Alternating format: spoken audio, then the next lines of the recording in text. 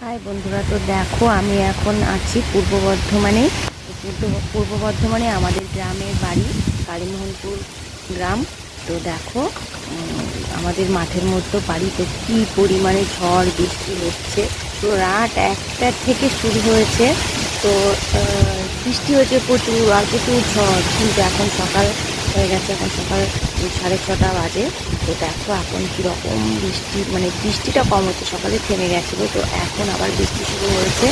আর প্রচুর ঝড় শুরু হয়েছে। দেখো পুরো সারা মাঠে অনেক লোক দেখতে এসছে যে তাদের ফসলের কোনো ক্ষতি হয়েছে নাকি, তার জন্য তারা দেখে দেখে বাড়িতে চলে যাচ্ছে দৌড়ে দৌড়ে।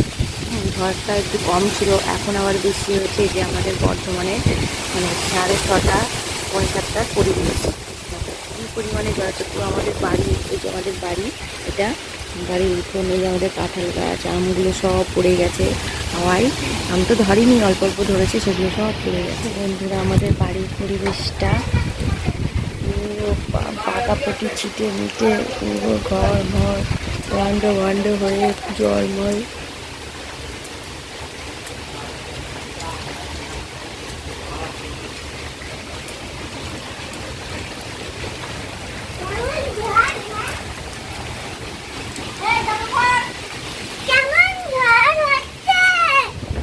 পুরো মাঠ, পুরো জল। এখন তো বৃষ্টি হচ্ছে, আর জানলা করছি, আর আমাদের জানলার ভেতর দিয়ে পুরো আটকে রাখা